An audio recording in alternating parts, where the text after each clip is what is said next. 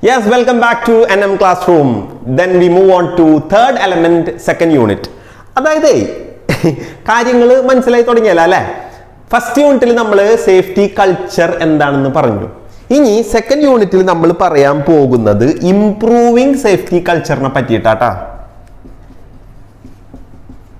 Improving safety culture. Pure ഒരുമാതിരി pure തിയറിയാടാ.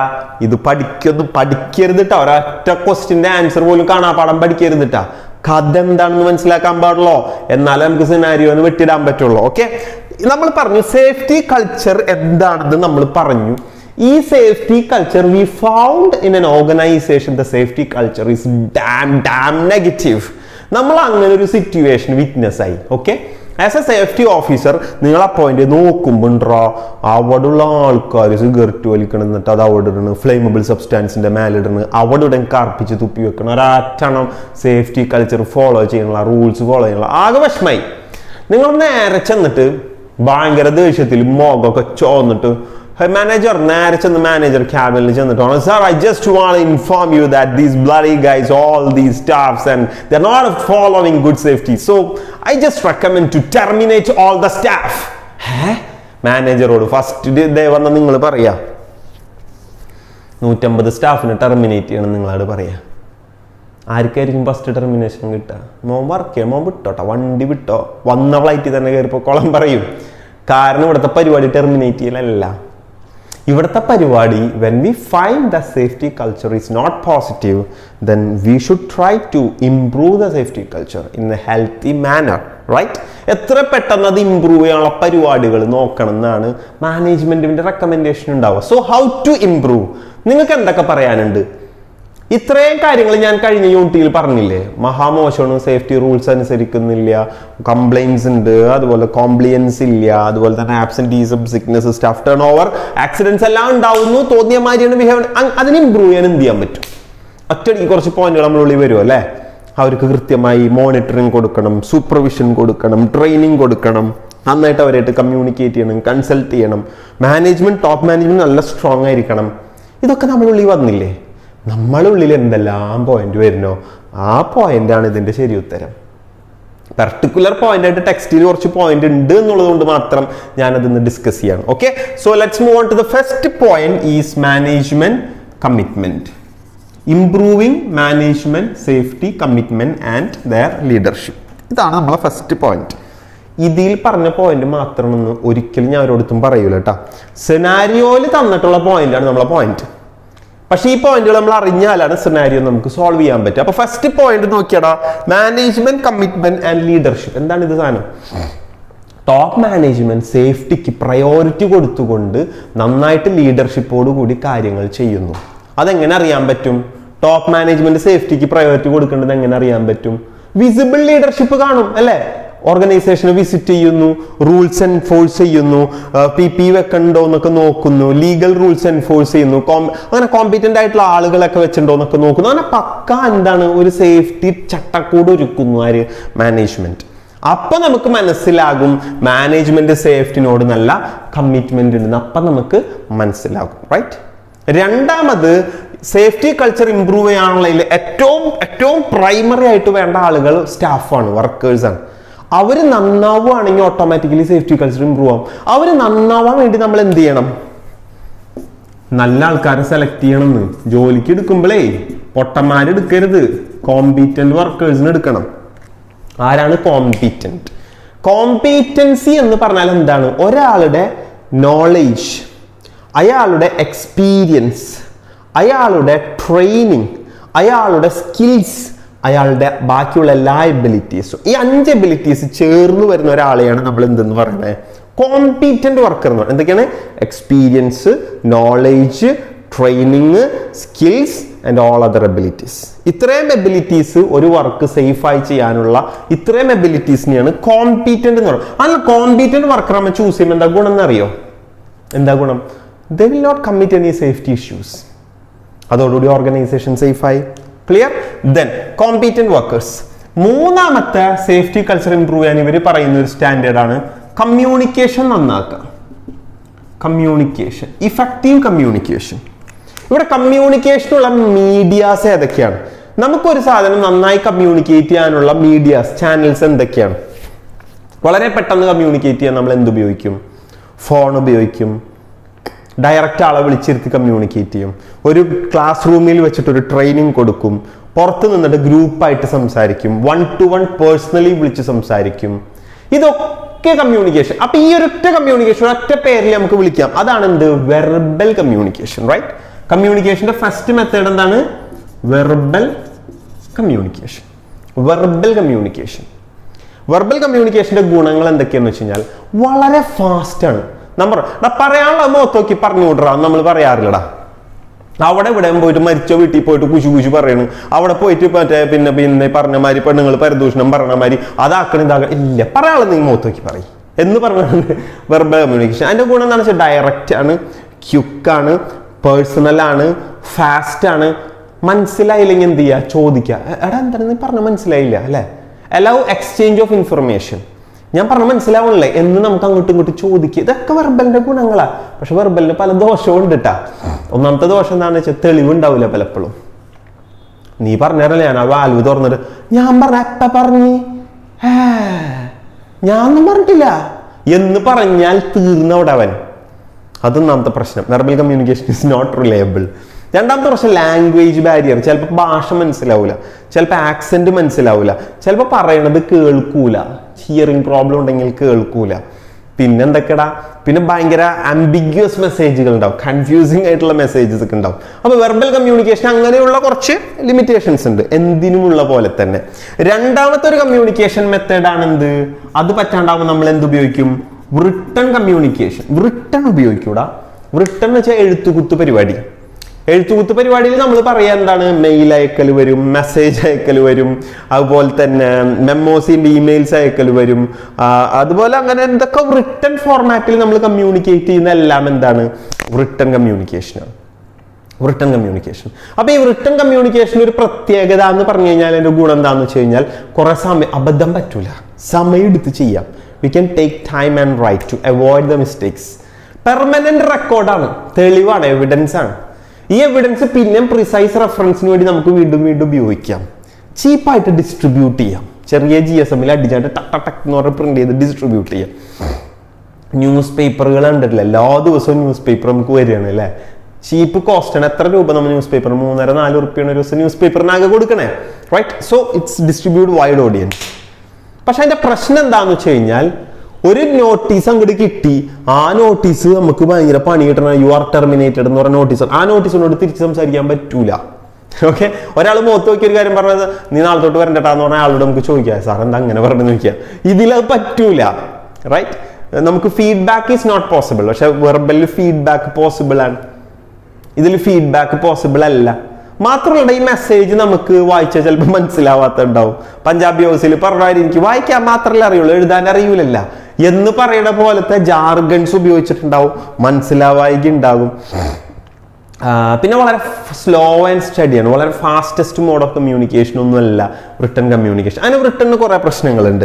പിന്നെ അടുത്തൊരു കമ്മ്യൂണിക്കേഷനാണ് നമുക്ക് വളരെ ഇഷ്ടമുള്ള ഒരു കമ്മ്യൂണിക്കേഷൻ, ഗ്രാഫിക് അഥവാ വിഷ്വൽ കമ്മ്യൂണിക്കേഷൻ. ഗ്രാഫിക്, പടങ്ങൾ വെച്ച് കമ്മ്യൂണിക്കേറ്റ് ചെയ്ത ഗുണം എന്താണെന്ന് വെച്ചാൽ ഭയങ്കര ഐ ക്യാച്ചിങ് ആയിരിക്കും, പെട്ടെന്ന് ശ്രദ്ധയിൽ പെടും.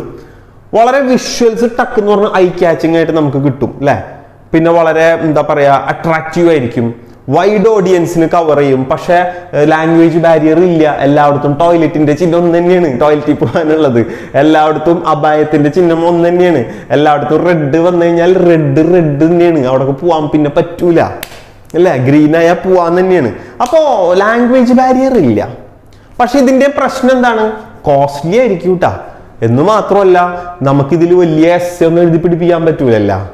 നമുക്കൊരു പിക്ചർ അതിലേക്ക് നോക്കിക്കൊള്ളണമെന്ന് നിർബന്ധമില്ല, പോണ വഴിക്ക് നോക്കിയാൽ നോക്കി, ഇല്ലെങ്കിൽ ഇല്ല.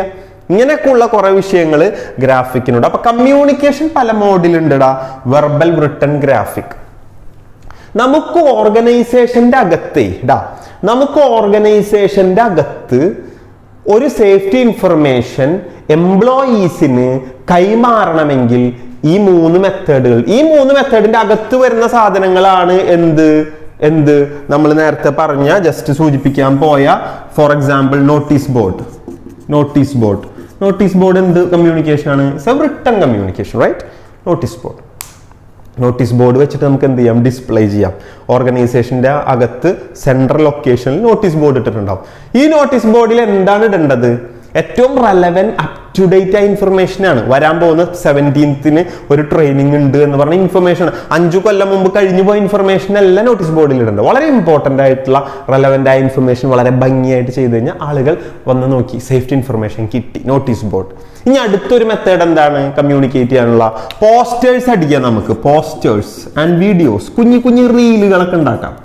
കുഞ്ഞു റീലുകളില്ലേ, 20 to 30 സെക്കൻഡിന്റെ ഒക്കെ കുഞ്ഞു റീലുകൾ, സേഫ്റ്റിനെ പറ്റിയുള്ള അവയർനെസ് റീലുകൾ, പോസ്റ്റേഴ്സ്, നല്ല ഡിസൈൻഡ് ആയിട്ടുള്ള പോസ്റ്റേഴ്സ് നമുക്ക് വെക്കാം.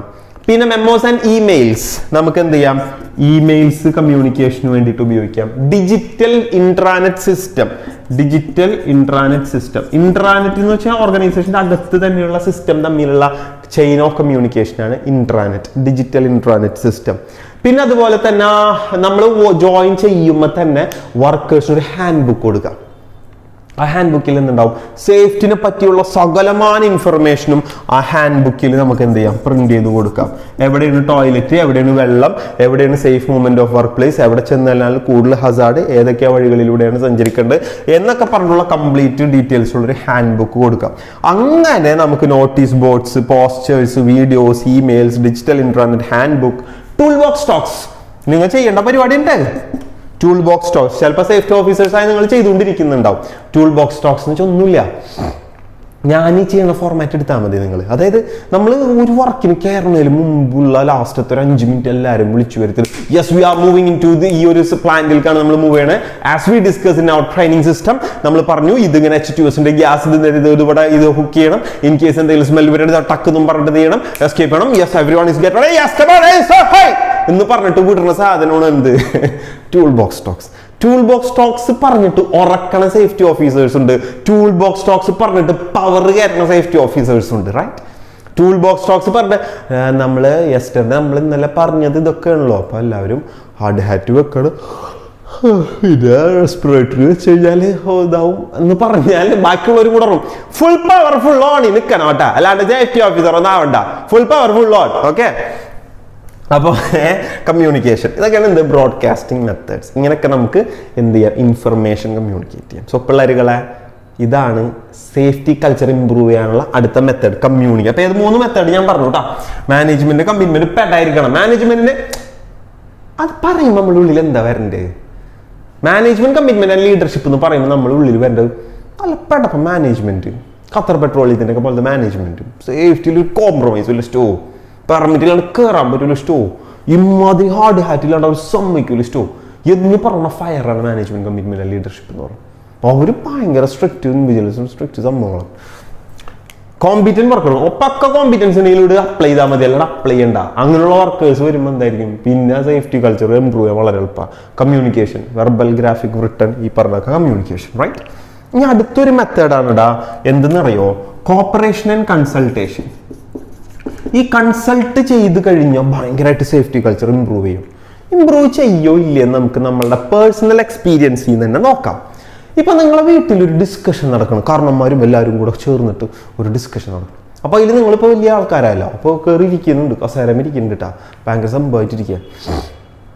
അപ്പോൾ ഓരോരുത്തരുടെ അഭിപ്രായം ആർക്കാണെങ്കിലും അഭിപ്രായം പറയാം എന്ന് പറയുമ്പോൾ പെട്ടെന്നൊരു ബുദ്ധി വന്ന് നമ്മൾ എന്ത് ചെയ്തു? എനിക്കൊരു അഭിപ്രായം പറയാനുണ്ട് അങ്കിൾ, അല്ലെങ്കിൽ ടീംസ്, എനിക്കൊരു അഭിപ്രായം പറയാനുണ്ടെന്ന് പറഞ്ഞിട്ട് നമ്മളൊരു ഒപ്പീനിയൻ പറഞ്ഞു. നമുക്ക് വേണമെന്ന് വെച്ച് കഴിഞ്ഞിട്ടുണ്ടെങ്കിലേ നമുക്ക് ഈ പരിപാടി കംപ്ലീറ്റ് ഇന്നൊരു ടീമിനെ ഏൽപ്പിച്ചാൽ അവരിത് ഭംഗിയായിട്ട് ചെയ്യൂട്ടോ എന്ന് പറഞ്ഞ സെക്കൻഡിൽ 35 പേര് നിങ്ങളങ്ങനെ നോക്കി എന്ന് പറഞ്ഞിങ്ങനെ നോക്കി വണ്ടർഫുൾ, ഗ്രേറ്റ്, ബെസ്റ്റ് ഐഡിയ, പൊളിച്ചോ എന്നങ്ങോട്ട് പറയുമ്പോൾ നിങ്ങൾക്ക് ഉണ്ടാവുന്ന ഒരു സാധനമില്ലേ? എന്ത്? എനിക്ക് ഭ്രാന്തായ നാട്ടായിരിക്കും മൊത്തം ഭ്രാന്തായ എന്നുള്ളൊരു ഫീൽ വരൂലേ? അങ്ങനെ ആ ഫീൽ ചെയ്യുന്ന എല്ലാവരും ഫാന്റാസ്റ്റിക്. അങ്ങനെ ലഞ്ച് കഴിക്കണം, ഡിന്നർ കഴിക്കണം, ബഫറ്റ് ഡിന്നർ കഴിക്കുന്ന സമയത്ത്, ഗ്രാൻഡ് മോളിൽ ബഫറ്റ് ഡിന്നർ കഴിക്കുന്ന സമയത്ത് ഓരോരുത്തരും നിങ്ങളൊന്ന് ഷെയ്ക്ക് ഹാൻഡ് ചെയ്യും.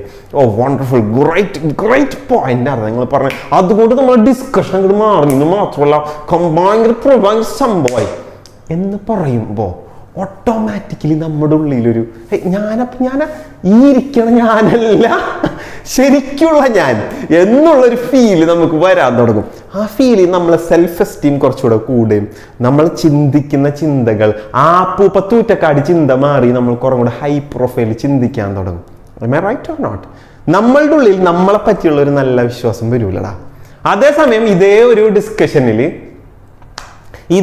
ഡിസ്കഷനിൽ എന്ത് സംഭവിക്കണം എന്ന് വെച്ച് കഴിഞ്ഞിട്ടുണ്ടെങ്കിൽ നമ്മളിങ്ങനെ ഇരിക്കുകയാണ്. ഓക്കെ, നമ്മളിങ്ങനെ ഇരിക്കുകയാണ്. അപ്പോൾ നമ്മൾ പറഞ്ഞു എനിക്കൊരു ഒപ്പീനിയൻ പറയാനുണ്ട് എന്ന് പറഞ്ഞപ്പോൾ തന്നെ ഓക്കപ്പാട് ചിരിച്ച് പൊട്ടൻ എന്തൂറ്റടാ ഇതൊക്കെ എന്തിനാ പറയണ ഇറങ്ങി പോണം വെറുതെ വന്ന് മീറ്റിംഗ് വരുന്ന ബ്ലണ്ടർ അടിക്കാനായിട്ട്. എന്തിന് കൊള്ള കുറെ കാലല്ലേ വർക്ക് എന്നിട്ട് ഇമാതിരി തൂറ്റക്കാടി ഒപ്പീനിയനാ പറഞ്ഞ അലമ്പൻ എന്ന് പറഞ്ഞാലേ 35 പേരെ ഇടയിൽ വെച്ചിട്ട് അങ്ങനെ കിട്ടുമ്പോണ്ടല്ല വലിയ സുഖം ഉണ്ടാവില്ല. എന്നിട്ട് ഇറങ്ങി പോകുമ്പോണ്ടല്ല ഒരു നെഞ്ചത്ത് വേനായിരിക്കും. രാത്രി പകലും കരച്ചില്, കരയണം, സങ്കടപ്പെടണം, ദേഷ്യം എല്ലാം കൂടെ ഒരുമിച്ച് വന്ന് വല്ലാത്തൊരു വൈകാരിക അവസ്ഥയിൽ കിടന്ന് ഉഴറുമ്പോ സേഫ്റ്റി ഓഫീസർ നിങ്ങളെടുത്ത് വന്നിട്ട് പറയണ് ഹാർഡ് ഹാറ്റ് വെക്കണം താൻ പോടോ എന്നായിരിക്കും അയാളോട് പറയാം. കാരണം അയാളായിരിക്കും ഏറ്റവും കൂടുതൽ നമ്മൾ നോക്കി ചിരിച്ചിട്ടുണ്ടാവുക എന്നുള്ളൊരു ഫീല്. താൻ പോടോ ഒന്ന് ജോലി പോണോണ്ട് പറയാൻ പറ്റാത്തതുകൊണ്ട് ഉള്ളിൽ വെച്ചിട്ട് അവ നടക്കൂലേ വർക്കർ. ഇവിടെയാണ് കൺസൾട്ടേഷൻ ഇമ്പോർട്ടൻറ്റ്.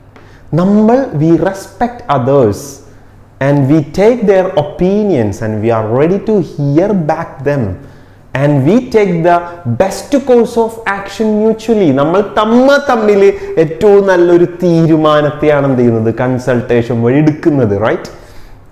അപ്പൊ ആ വർക്കേഴ്സിന്റെ ഫീൽ എന്തായിരിക്കും കൺസൾട്ടേഷൻ ചെയ്യുകയാണെങ്കിൽ? വർക്കറെ കൺസൾട്ട് ചെയ്യുകയാണെങ്കിൽ ആളെ ഫീൽ എന്തായിരിക്കും?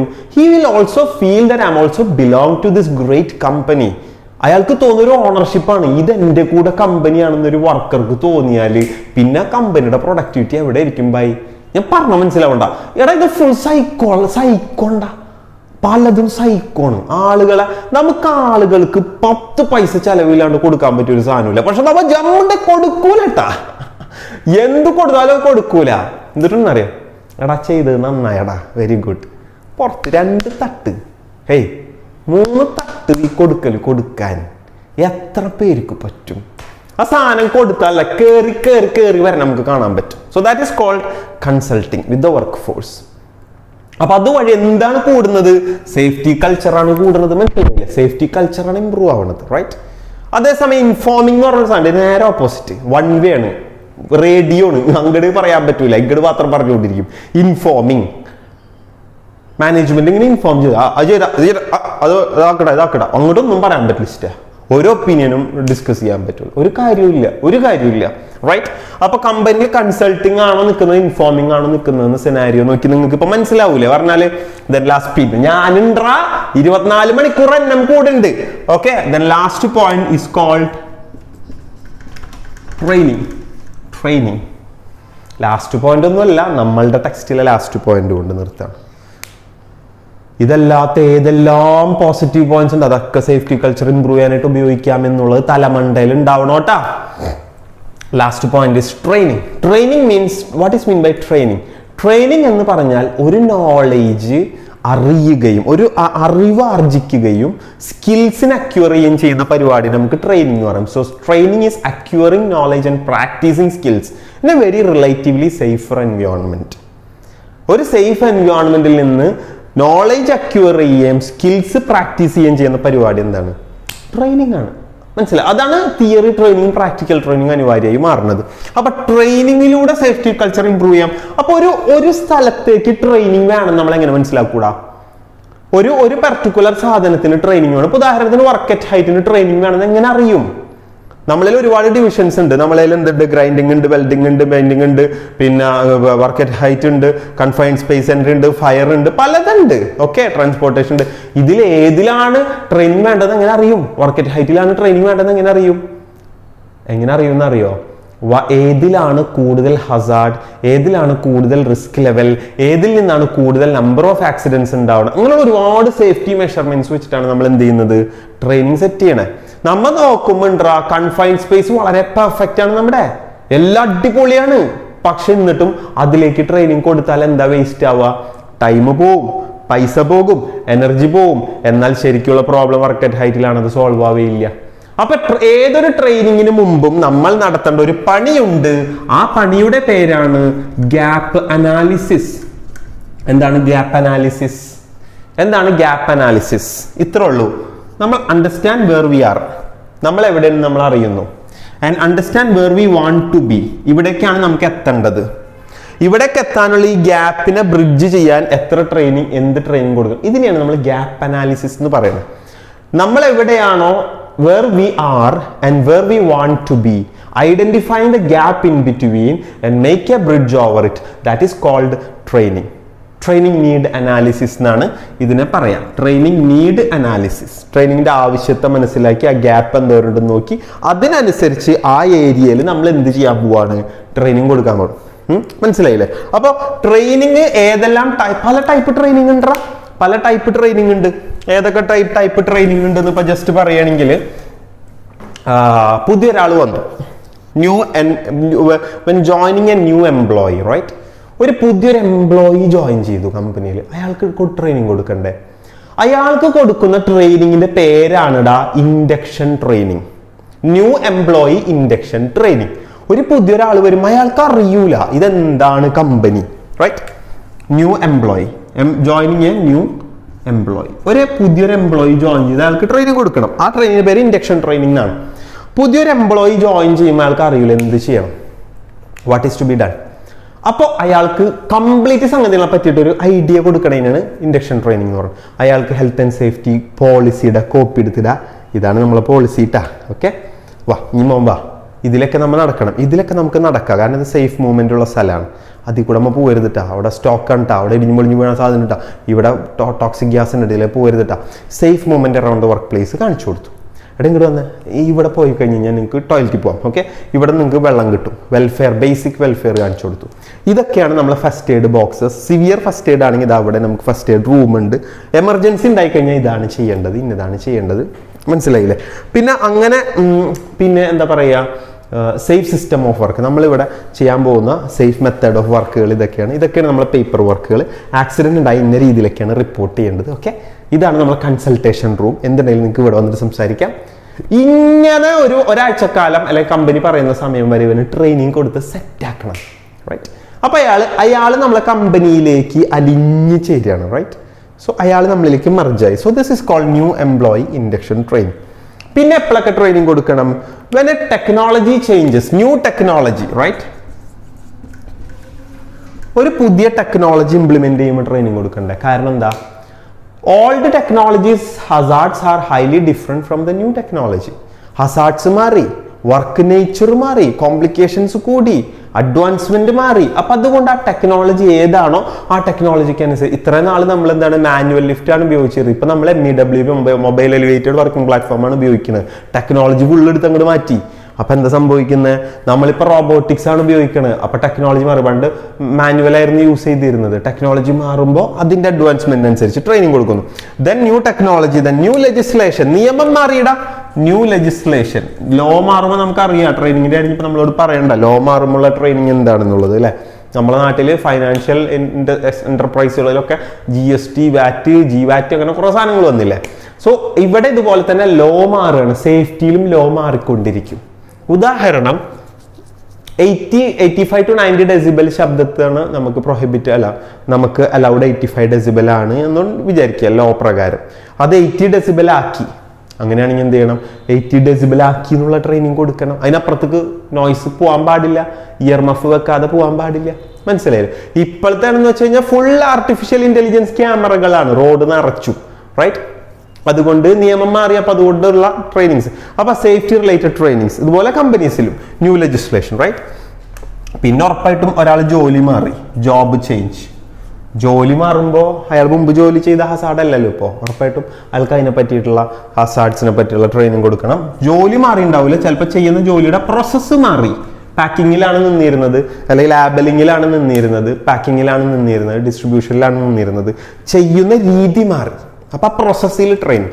സോ ഇൻ ഷോർട്ട്, ട്രെയിനിങ്ങിനെ പറ്റിയ പറഞ്ഞത്. ട്രെയിനിങ് ഏത് ടൈപ്പ് ട്രെയിനിങ് കൊടുത്താലും സംഭവിക്കുന്നത് എന്താണിടാ?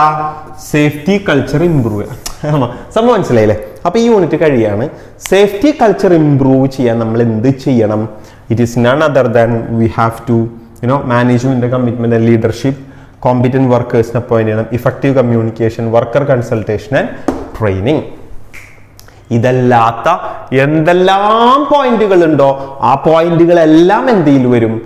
ഇംപ്രൂവ് ചെയ്യാനുള്ള ഒരു സാധനമാണെങ്കിൽ, സേഫ്റ്റി കൾച്ചർ ഇംപ്രൂവ് ചെയ്യാനുള്ള ഒരു സാധനമായിട്ടാണ് വരണമെങ്കിൽ ഡെഫിനറ്റ്ലി നമുക്ക് യൂസ് ചെയ്യാം. ഉദാഹരണം, നല്ല സൂപ്പർവിഷൻ കൊടുക്കണം, നന്നായിട്ട് മോണിറ്റർ ചെയ്യണം, നല്ല രീതിയിൽ ഫസ്റ്റ് എയ്ഡ് കൊടുക്കണം, നല്ല രീതിയിൽ എമർജൻസി കൊടുക്കണം എന്നൊക്കെ ഉള്ളത് സേഫ്റ്റി കൾച്ചർ ഇംപ്രൂവ് ചെയ്യാനുള്ള പോയിന്റുകളിൽ പെട്ടത് തന്നെയാണ്. പക്ഷെ സ്പെസിഫിക്കലി നമ്മൾ ഇത്രയോടെ എടുത്ത് പറയുന്നുള്ളൂ. ബാക്കി നമ്മൾ എന്ത് വരും? നമ്മുടെ സെനാരിയോയിൽ വരുമ്പോൾ നമ്മൾ പിടിക്കും. ഓക്കെ, ബോറടിക്കണില്ലല്ലോ.